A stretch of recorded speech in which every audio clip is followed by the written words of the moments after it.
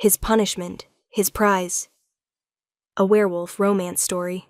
Opening, Luna's introduction. Hello, my beautiful dreamers. This is Luna, and welcome back to Luna's Romance Audiobooks, where even the darkest beginnings can lead to the most beautiful endings. Tonight, I have a story that will take you on an emotional journey. A tale of punishment that becomes passion, of a ruthless king who discovers his heart, and a woman who transforms from prisoner to queen. Imagine being given to the most feared alpha in all the kingdoms. Not as a bride, not as an ally, but as punishment for a crime you didn't commit. Imagine facing a king known for his cruelty, his iron rule, his complete lack of mercy. Now imagine him making you his everything. So settle in, my dreamers. This is a story of pain and healing, of darkness finding light, of two broken souls becoming whole. This is his punishment, his prize. Prologue. The sentence. The throne room was silent except for my shackled footsteps echoing against marble. I kept my eyes down, my wolf cowering inside me as I was dragged before the Council of Elders. Before my father, the alpha of the Silver Moon Pack, who wouldn't meet my gaze. Before the visiting dignitaries who'd come to witness my sentencing. Seraphina Ashwood, Elder Matthias's voice boomed. You stand accused of treason against your pack, of conspiring with the rogue wolves who attacked our northern border, of betraying your own people for personal gain. I started, but a guard's hand on my shoulder silenced me. The evidence is clear, Matthias continued. Letters in your handwriting, meetings witnessed by credible sources, the testimony of your own brother. I looked at Damien then, standing among the accusers. My twin, my other half. The brother I'd protected, covered for, loved unconditionally. The brother who'd framed me for his own crimes. His expression was carefully blank, but I saw the truth in his eyes. The calculation. The cold ambition that had always lurked beneath his charming exterior. He'd needed a scapegoat for his treasonous dealings with the rogues. And I, his too trusting sister, had been perfect. The sentence for treason is death, Matthias said, and my mother's sob echoed through the chamber. I waited for it, the silver bullet, the quick end. But then another voice spoke, deep, cold, utterly commanding. I have a better idea. Every head turned. He stood in the shadows near the back of the throne room, but there was no mistaking who he was. Even those who'd never seen him knew. Alpha King Lycan Blackfang, the Ruthless King, the Blood Alpha. He stepped into the light, and I forgot how to breathe. He was massive, easily 6.5 feet of pure muscle and predatory grace. His hair was black as midnight, his eyes a pale silver that seemed to see straight through flesh, to soul. Scars marked his face and hands, each one a story of survival, of violence, of battles won. He was the most terrifying man I'd ever seen, and his eyes were locked on me. Your Majesty, Matthias stammered, bowing. We didn't expect, that is, we're honored by your presence, but... The girl, Lycan interrupted, his gaze never leaving mine. She's unmated? Yes, but... Then I'll take her. The room erupted in whispers. Your Majesty, my father finally spoke, his voice weak. Surely a traitor isn't worthy of... I didn't say she was worthy. Lycan's smile was sharp as a blade. I said I'd take her, as punishment since you seem reluctant to execute her. She'll serve in my household, live or die by my mercy. He tilted his head, studying me like a predator sizing up prey. A fitting sentence for a traitor, wouldn't you say? A lifetime serving the most ruthless king in the realm. I should have been grateful. Death sentences could be appealed, could be overturned. This was mercy, even if it came wrapped in cruelty. But looking into those silver eyes, I wasn't sure which fate was worse. It's decided then, Matthias said, relief evident. Executing an alpha's daughter, even a traitorous one, was politically messy. This solved everything. Seraphina Ashwood, you are hereby sentenced to a lifetime of service to His Majesty, Alpha King Lycan Blackfang, May the moon goddess have mercy on your soul. They unshackled me, only to replace the bonds with silver cuffs. A clear message that I was property now, not a person. As I was led away, I caught Damien's expression. Satisfaction. He'd won. But he didn't see what I saw. The way the ruthless king watched me, his nostrils flaring slightly as he caught my scent. The way his eyes flashed gold for just a moment before returning to silver. The way his jaw clenched, as if he was fighting some internal battle. I didn't understand it then. I didn't know that the moon goddess had just played the cruelest joke of all. That the ruthless king who'd claimed me as punishment was my fated mate. And that he'd known it the moment he'd walked into that throne room. Chapter 1. The Journey. The carriage ride to the Black Fang Kingdom took 3 days. 3 days of silence, broken only by the sound of wheels on dirt roads and the occasional command from the guards. 3 days of sitting across from the king who'd claimed me, his pale silver eyes watching my every move.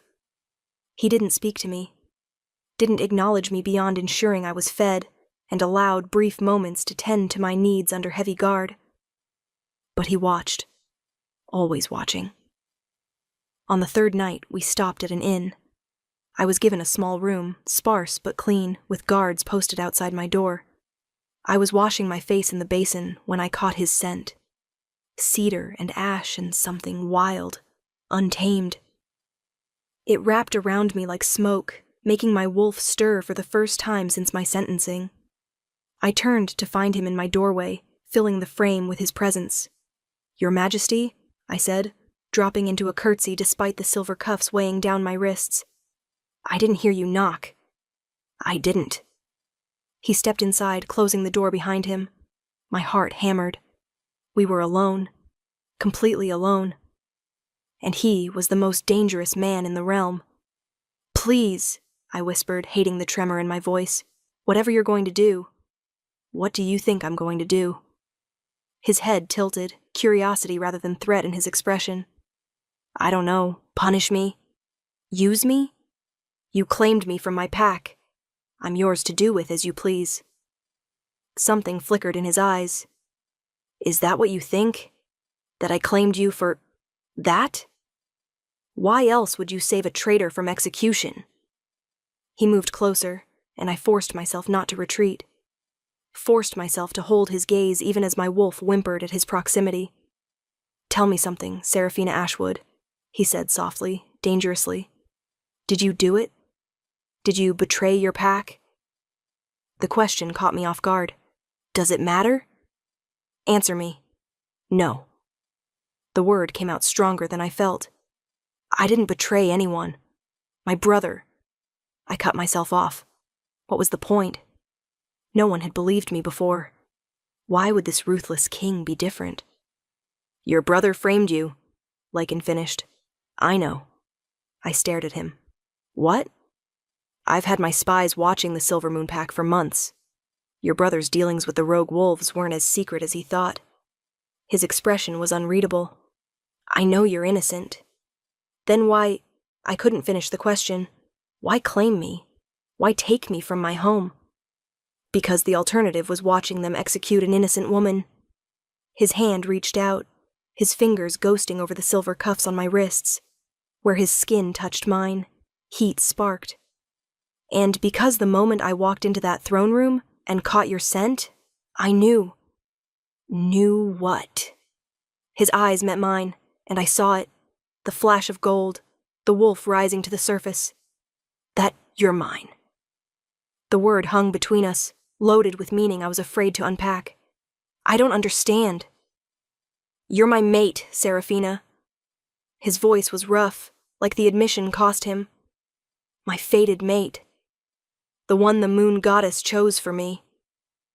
I took an involuntary step back. "No, that's not. You're the ruthless king. You're cruel and violent and you're a convicted traitor," he interrupted, something like dark humor in his tone. "Seems the goddess has a twisted sense of humor." "This can't be real." "It is." He held out his hand. "But here's what you need to understand, little traitor. I didn't claim you to be my mate. I claimed you as punishment, as your sentence demanded. What we are to each other, that's irrelevant. Irrelevant? I don't do mates. I don't do love. I don't do any of the sentimental nonsense that weakens a king. His expression was ice. You'll serve in my household as planned. You'll obey my commands. You'll live or die by my mercy. The mate bond changes nothing. But even as he said it, I saw the lie in his eyes, felt it in the way his hand trembled slightly before he pulled it back. The mate bond changed everything, and we both knew it. Get some sleep, he ordered, turning toward the door. We reach the capital tomorrow. Your new life begins then. He was at the threshold when I found my voice. Why? I called out. If you don't want a mate, why save me at all? Why not let them execute me and be done with it? He paused, his back to me, tension in every line of his massive frame. Because the thought of you dying made my wolf want to tear apart everyone in that throne room. His voice was barely above a whisper. And I've learned not to ignore my wolf's instincts when they're that strong. Then he was gone, leaving me alone with the scent of cedar and ash and the terrifying realization that my life had just become infinitely more complicated. I was mated to the ruthless king. And he'd just made it clear that he'd rather die than claim me. This was going to be a nightmare. Chapter 2. The Blood Palace. The Black Fang Palace was aptly named. It rose from black stone, all sharp angles and imposing towers, perched on a cliff that overlooked a valley of perpetual mist. Everything about it screamed danger, power, dominance. Just like its king. I was taken to the servants' quarters, a vast network of rooms beneath the main palace where the staff lived and worked. My room was small but surprisingly comfortable, with a real bed and a window that looked out over the gardens. You'll start in the kitchens, the head housekeeper, a stern beta woman named Helga, informed me. 6 in the morning until 8 at night. You'll take your meals with the other servants. You'll speak when spoken to and stay out of His Majesty's way. Understand? Yes, ma'am. She studied me with sharp eyes. You're the traitor from Silvermoon. Not a question. News traveled fast. I started, then stopped. What was the point? Yes, I'm the traitor. His Majesty doesn't suffer fools or failures. Work hard, keep your head down, and you might survive. She turned to leave, then paused, and stay away from the king's chambers. He values his privacy above all else. I worked in the kitchens for 2 weeks without seeing Lycan once, but I felt him constantly through the bond I was trying desperately to ignore. Felt his presence in the palace like a lodestone pulling at my soul. Felt flashes of his emotions. Rage during what I assumed were council meetings. Satisfaction after what might have been training sessions. And sometimes, late at night, a bone-deep loneliness that made my heart ache. The other servants were kind enough, though wary. I was the traitor, after all. The criminal their king had claimed as punishment. Only one person seemed determined to befriend me. You're doing it wrong, a cheerful voice said behind me as I scrubbed pots on my 3rd week. I turned to find a young Omega woman with wild red curls and a mischievous smile. I'm sorry? The pots. You're scrubbing against the grain. Here. She took the brush from my hand, demonstrating. See? Much easier. Thank you. I'm Rowan, she grinned. Kitchen assistant, general troublemaker, and apparently the only person in this entire palace willing to talk to the infamous traitor. Despite everything, I smiled. Serafina? Though I suppose you already knew that. Everyone knows that. You're all anyone can talk about. She lowered her voice conspiratorially. The king's never brought anyone back from a sentencing before, and certainly never someone who smells like... She trailed off, her eyes widening. Like what? I asked. Like his mate. I nearly dropped the pot. How did you... Please, every wolf in this palace with a functioning nose can smell the bond between you two. It's like... She made a gesture. Like lightning in a bottle, crackling and dangerous and impossible to ignore. He doesn't want me, I said quietly. He made that very clear. What the king wants and what he needs are two very different things. Rowan leaned against the counter, but I'll warn you, don't expect him to make it easy. Lycan Blackfang became ruthless for a reason, and that reason is buried so deep, I don't think anyone knows the whole story anymore. What do you mean? She glanced around, making sure no one was listening. He wasn't always like this. Cold, brutal. Apparently, years ago he was different. Some say he even smiled occasionally. Her expression sobered. But something happened. Something bad enough that he locked his heart away and became the king everyone fears. What happened? No one knows for sure. But whatever it was, it broke something in him. Rowan squeezed my hand. So if you're hoping your mate bond will soften him, don't. That man doesn't do soft. He doesn't do vulnerable. He does power and control and nothing else. I should have heeded her warning. But that night, when I felt a pull through the bond so strong it physically hurt, I found myself following it like a moth to flame, through the servants' passages, up the stairs I wasn't supposed to climb, into the wing where the king's chambers resided. I found him on a balcony, staring out at the mist-shrouded valley below. He must have heard me approach. His senses were too sharp to miss it, but he didn't turn around. "You shouldn't be here," he said, his voice carrying on the night wind. "I know.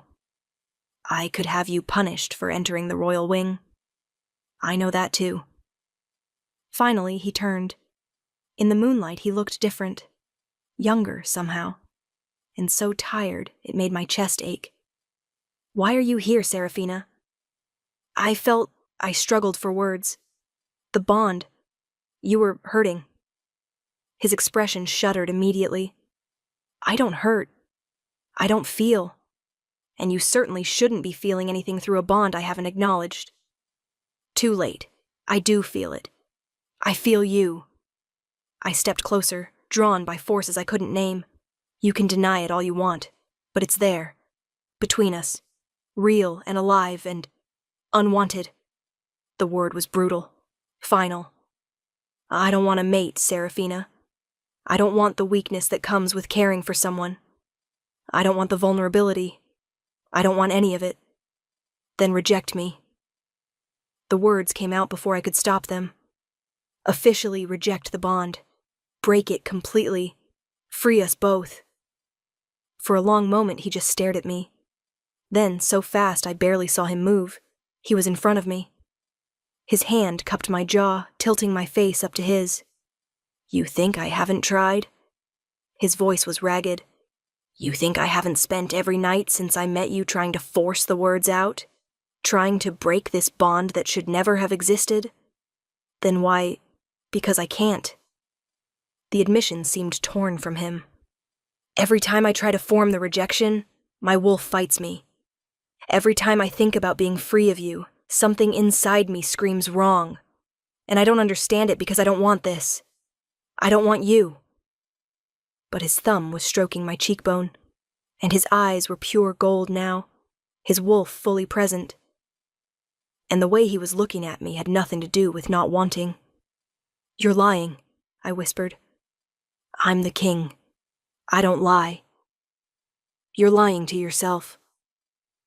I placed my hand over his heart, feeling it thunder beneath my palm.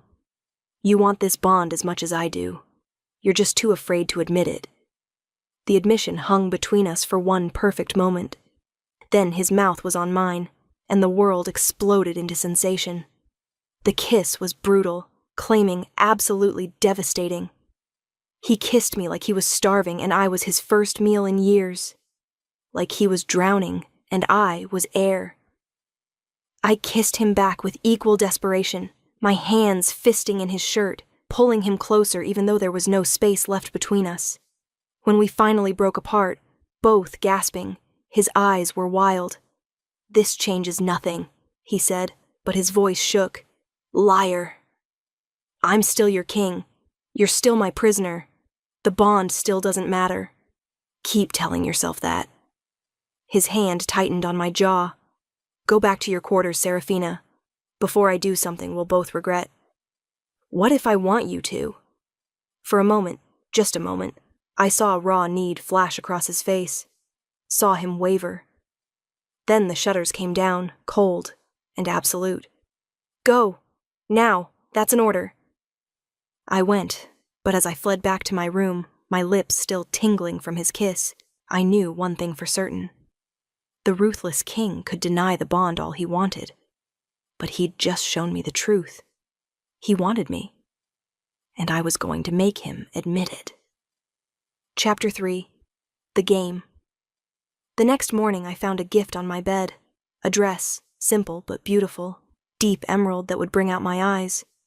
Far nicer than anything a servant should own. There was no note. But I knew who it was from. I caught his scent, cedar and ash, lingering on the fabric. Rowan whistled when she saw it. Someone's catching the king's attention. It's not like that. It's exactly like that. She grinned. Wear it tonight. There's a feast for the visiting alphas. Servants are required to attend in formal dress. The feast was magnificent. Long tables laden with food, the great hall filled with visiting nobility from across the realm. I stood along the wall with the other servants, ready to fetch drinks or food as needed. And I wore the emerald dress. Lycan sat at the head table, looking every inch the ruthless king in black formal attire.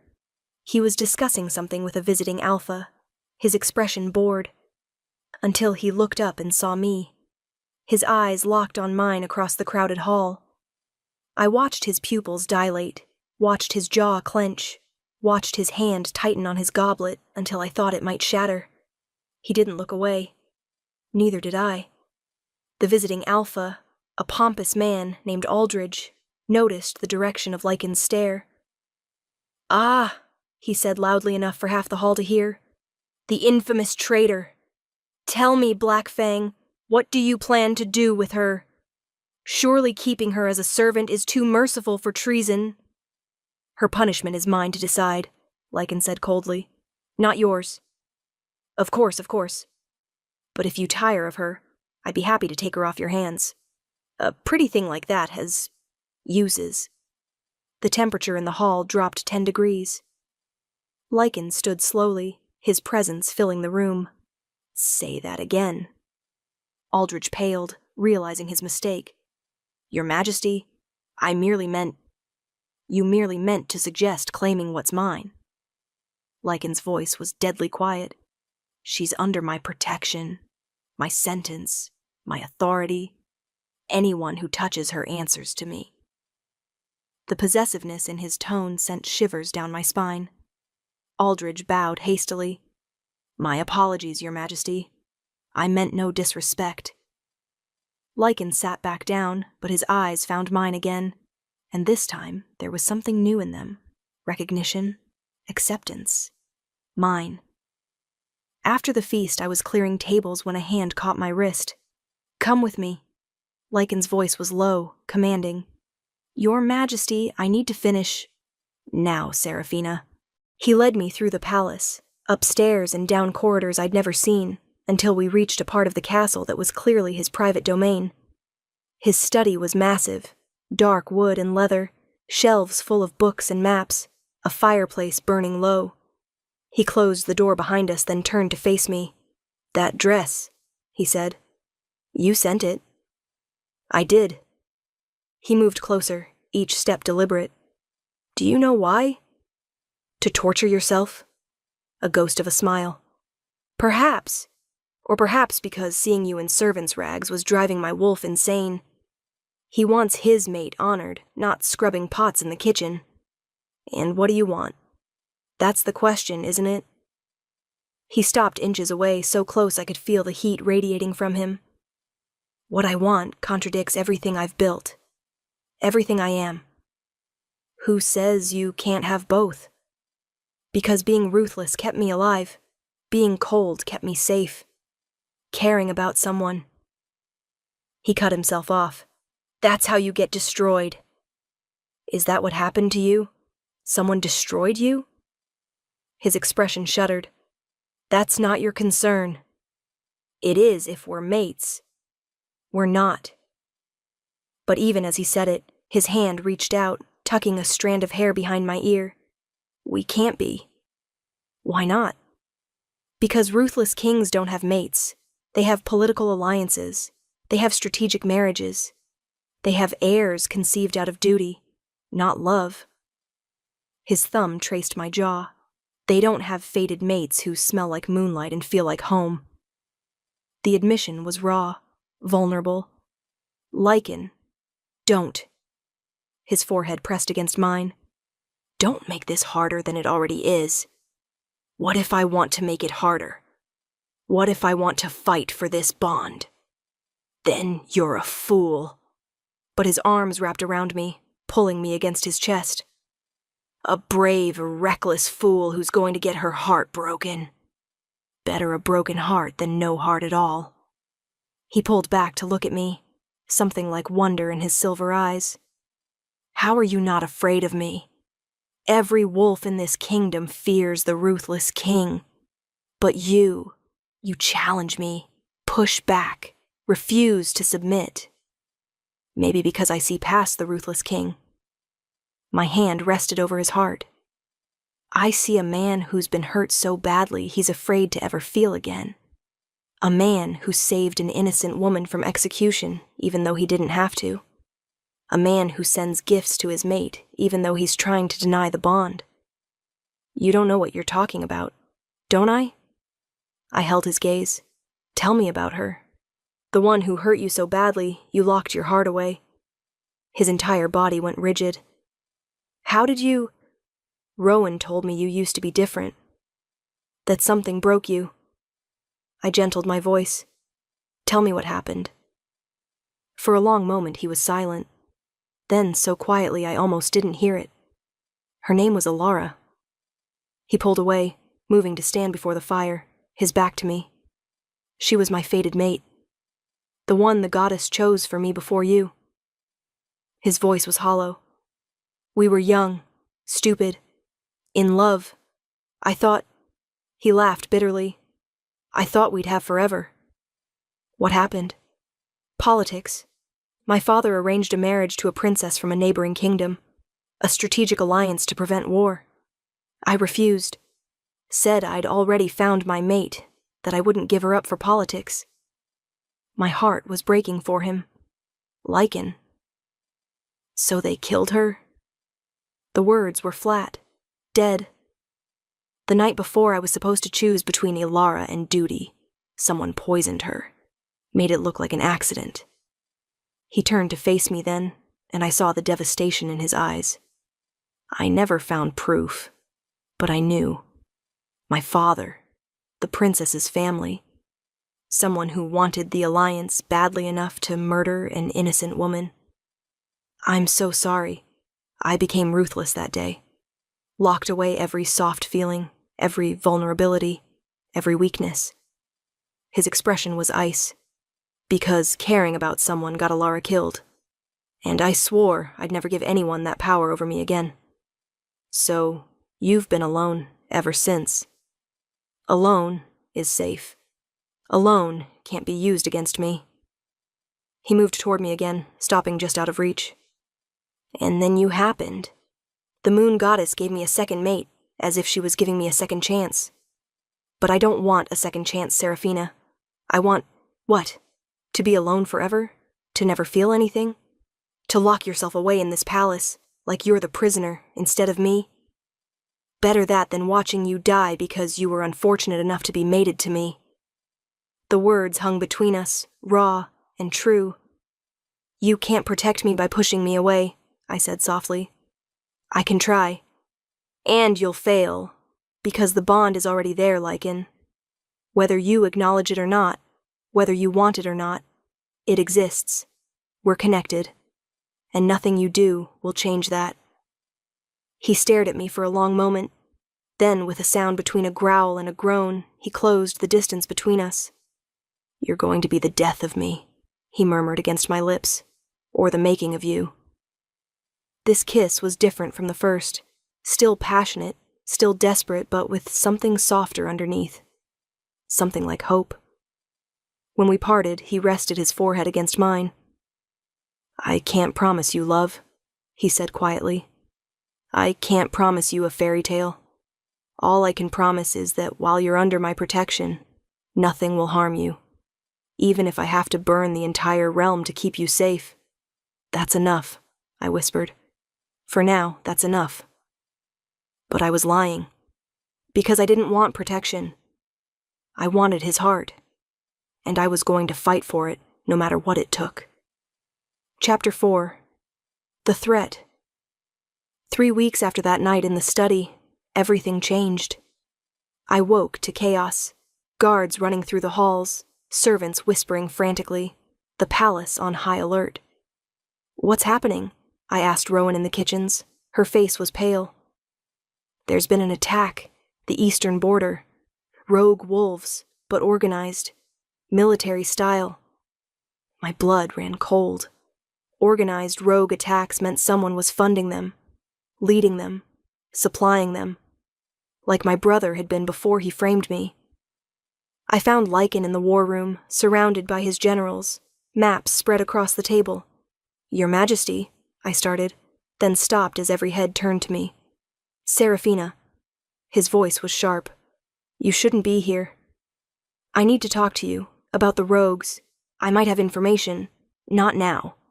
But if this is connected to what my brother was doing, I said not now." The alpha command in his voice made my wolf whimper. "Return to your quarters. Immediately." Hurt and dismissed, I turned to leave. Then one of the generals spoke. "Your Majesty, about the traitor. Perhaps we should question her more thoroughly. If she was involved with the rogues before." "She wasn't," Lycan cut him off coldly. "With respect, sire, we only have your word on that. And her brother's testimony was a lie. I've told you this." "Yes, but," the general hesitated. "The council is asking questions about why you claimed a convicted traitor, about your leniency with her." I saw Lycan's jaw clench. "My decisions regarding Seraphina are not up for debate." "Of course not, Your Majesty. But perhaps, for appearances, she should be confined, questioned, just to assure the council that she poses no threat." For a moment, Lycan was silent. Then, "Fine. Confine her to her quarters under guard. No visitors except by my express permission." The words felt like a physical blow. "Lycan," I breathed. His eyes met mine, and I saw the apology there, the regret, but also the ruthless king who would sacrifice anything, even me, for his kingdom's safety. "Take her," he ordered. Guards escorted me back to my room, posting themselves outside. I was a prisoner again, but this time the bars were his own making. I felt his turmoil through the bond, felt his guilt, his anger at having to make this choice. But he'd made it anyway. I spent 2 days in that room, feeling the bond stretch thin with distance as Lycan stayed in the war room, planning his response to the rogue attacks. On the 3rd day, Rowan managed to slip past the guards. "I have news," she whispered. "Bad news." "What?" "Your brother. He's here." My world tilted. "What?" "Damien Ashwood arrived this morning with a delegation from Silvermoon. Apparently he's offering to help against the rogues." Her expression was grim. "He's claiming he has inside information about their movements." Of course he did, because he was probably still working with them. "I need to see Lycan. That's the problem. Your brother's been in meetings with the king all morning. And Seraphina," she hesitated. "I don't think His Majesty knows about your brother's involvement. Not really, not like you do." "Then I need to tell him." "The guards won't let you leave." "I don't care. I have to try." But when I reached the door, the guards blocked my way. "King's orders," one said. "You're confined until further notice. This is an emergency. No exceptions." I felt Lycan through the bond, felt his presence somewhere in the palace, tantalizingly close but unreachable. And I felt something else. A wrongness, a danger approaching. That night I dreamed. Alara stood before me, beautiful and ethereal, her throat torn out.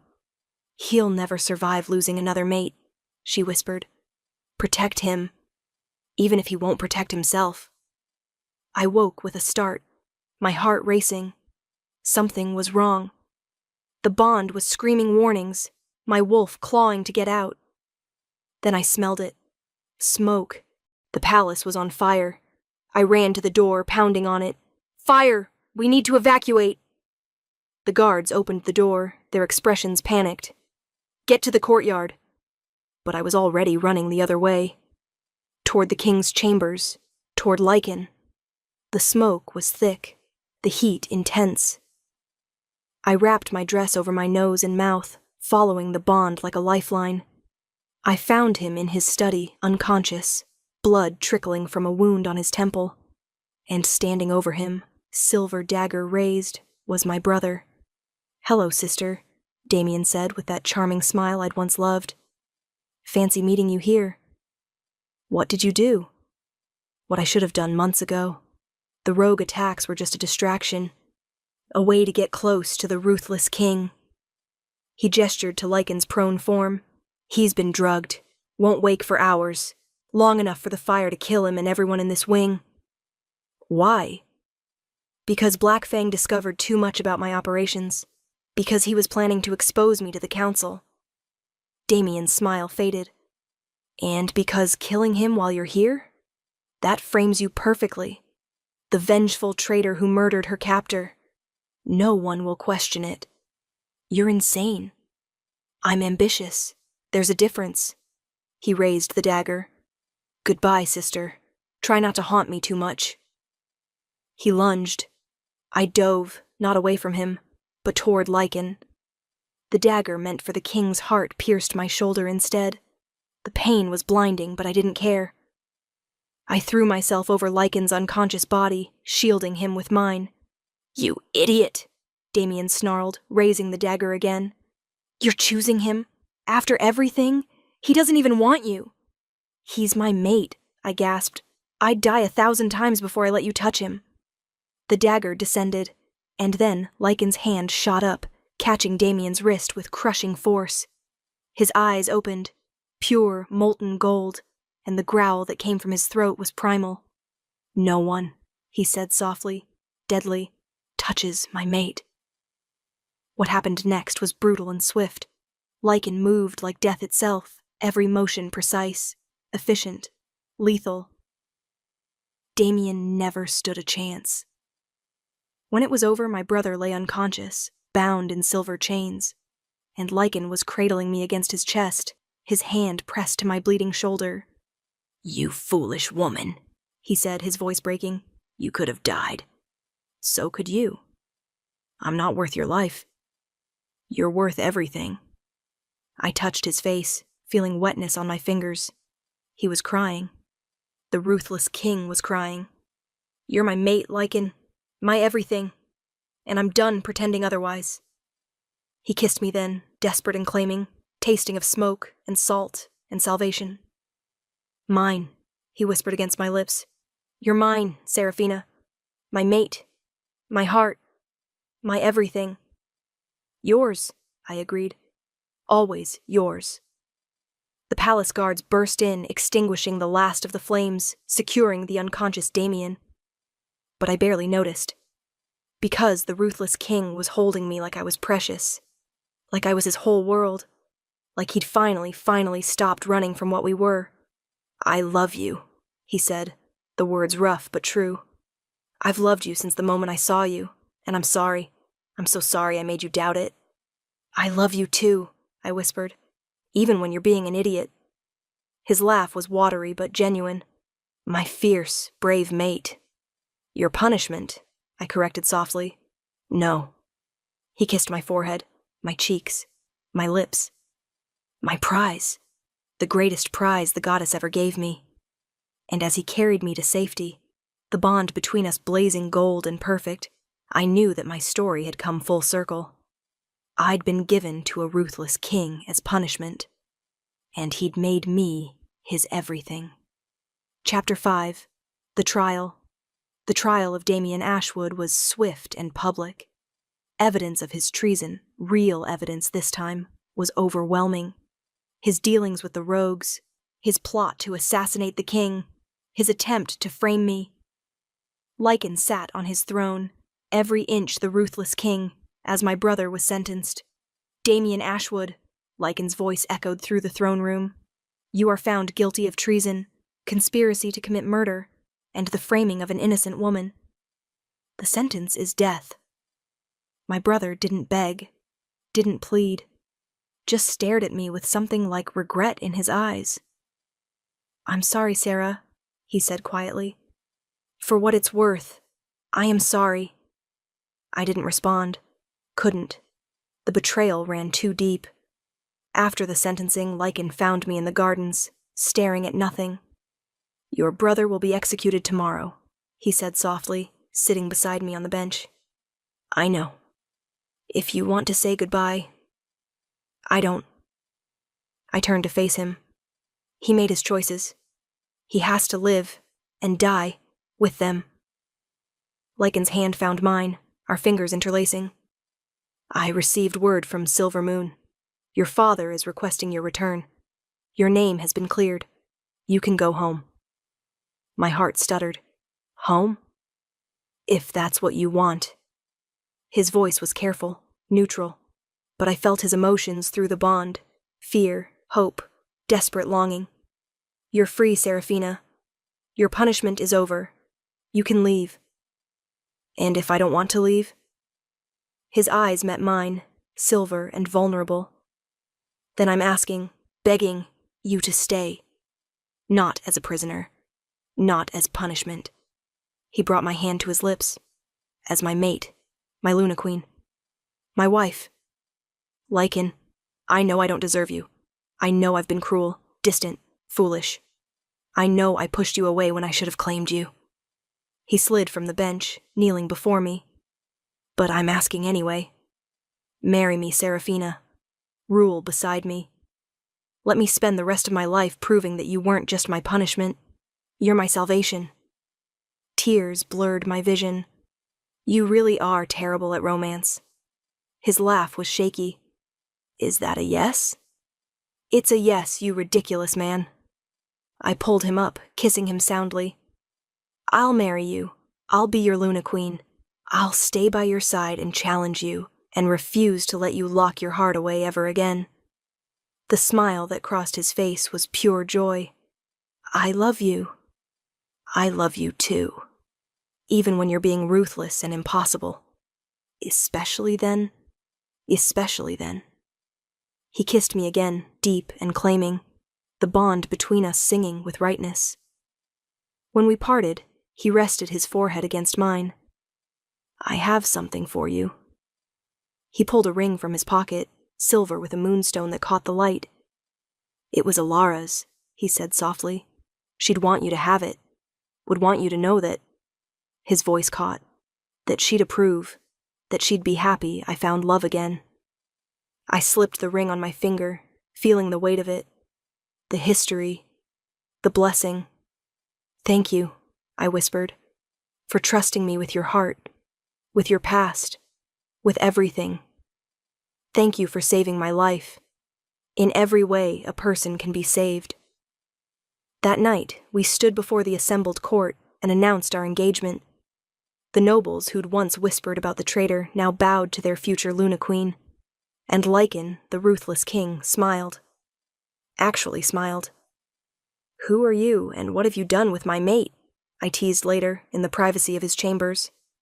Our chambers, he corrected, pulling me close. And I'm still ruthless, just selectively. Selectively ruthless to my enemies. His hand slid into my hair, devoted to my mate. I can live with that. He kissed me, soft and sweet, and I felt the last of his walls crumble. The ruthless king had finally let himself love, and I was the lucky woman who got to love him back. Chapter 6. The Coronation. The wedding was magnificent. All the kingdoms sent representatives, nobility from across the realm gathering to witness the ruthless king marry his controversial mate. I wore white, traditional for Luna Queen ceremonies, with silver embroidery that caught the light. The moonstone ring glinted on my finger. Lycan wore black, severe and elegant, his pale eyes never leaving mine as I walked down the aisle. We stood before the high priestess, hands joined, the mate bond blazing between us. Do you, Lycan Blackfang, Alpha King of the Blackfang Kingdom, take Seraphina Ashwood as your mate, your wife, your Luna Queen? I do, with all that I am, all that I have, all that I'll ever be. I do. And do you, Seraphina Ashwood, take Lycan Blackfang as your mate, your husband, your king? I looked into his eyes and saw everything. The pain he'd survived, the walls he'd built, the love he'd finally allowed himself to feel. I do. Today and every day after, I do. The priestess smiled. Then by the power vested in me by the moon goddess herself, I pronounce you bonded. You may mark your mate. We'd already marked each other in private, but this was different. This was public claiming, visible to all. Lycan tilted his head, exposing his throat. Claim me, my queen. I bit down, my mark joining the one already there, the bond snapping into place completely. When I pulled back, his eyes were gold. Mine, he growled softly. Then he was marking me, his teeth piercing my skin, pleasure and power rushing through me. When he released me, my mark gleamed silver on my throat. Mine, I echoed. The throne room erupted in cheers.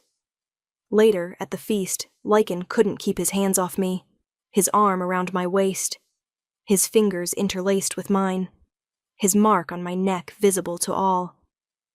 You're very possessive today, I murmured. You're mine. I'm allowed to be possessive. His lips brushed my ear. Besides, half the alphas in this room are looking at you like they wish they'd been the ones to claim you. Jealous? Homicidal. I laughed. Good thing I only want one ruthless king.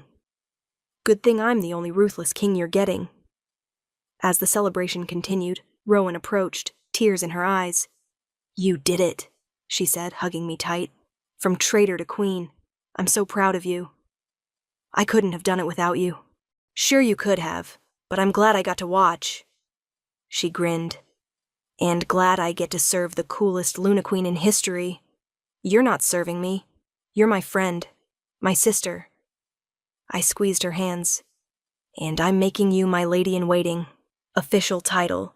Official chambers. The works. Her eyes widened. Seraphina. That's an order. From your queen. She laughed through her tears. Yes, your majesty. As night fell, Lycan led me to the balcony where we'd first kissed. Happy? He asked, pulling me against his chest. Deliriously. Good. He was quiet for a moment. I never thought I'd have this. A mate. A partner. Someone who sees past the ruthless king to the man underneath. The man underneath is pretty amazing. The man underneath is yours. Completely. Irrevocably. His hand rested over my heart. You saved me, Seraphina, in every way possible. We saved each other. Perhaps we did. We stood there in the moonlight, the bond between us perfect and true, and I thought about the journey we'd taken, from prisoner and captor, to mates, to husband and wife, to king and queen. I love you, I said softly. I love you, he replied. My punishment, my prize, my everything. And beneath the watching moon, the ruthless king kissed his queen, and for the first time in years, he was truly, completely happy. Epilogue, 1 year later. Again! The little voice was imperious, demanding. I laughed, bouncing our daughter on my knee. Princess Alara, you're going to wear your poor mother out. Again! She insisted, her pale silver eyes, so like her father's, sparkling with mischief. Lycan entered the nursery, smiling at the scene. In the year since our wedding, I'd discovered that the ruthless king had a weakness. His daughter. Is she terrorizing you again? He asked, scooping Alara into his arms. Always, I said fondly. Our daughter had been born 6 months ago, a miracle child named for the mate Lycan had lost but never forgotten. She had her father's eyes and my dark hair, and she'd wrapped the ruthless king around her tiny finger from the moment she'd drawn breath. "Papa?" Alara grabbed his face. "Story. Bedtime story? Already? Story now!" He glanced at me, helpless. I just grinned. "You created this monster. You deal with her." As Lycan settled into the rocking chair with our daughter, beginning the tale of the brave wolf who became king, I watched them with a full heart. This was my life now, my family, my kingdom. A messenger appeared at the door. "Your Majesties, the Silver Moon delegation has arrived. Thank you, we'll receive them shortly." My father was visiting, the first time I'd seen him since my sentencing. He'd apologized, profusely and tearfully, for not believing me, for letting Damien manipulate him. I'd forgiven him, not immediately, and not easily. But I'd forgiven him, because holding on to anger poisoned the soul, and I had too much happiness now to let bitterness taint it. "Ready?" Lycan asked later, as we prepared for the formal dinner. "Ready?" I straightened his collar, though I reserve the right to be petty if he says anything stupid. "My fierce queen," he kissed me softly. "I love you. I love you too, even when you're being ruthless. Especially then. Especially then." The dinner went well.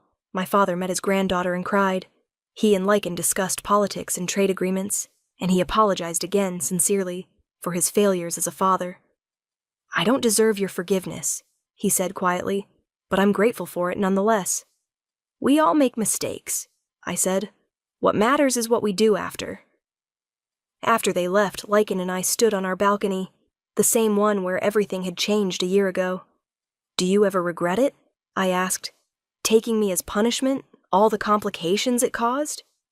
He pulled me close, his arms wrapped around me from behind. "Never. Not for a single moment. Even when I'm difficult?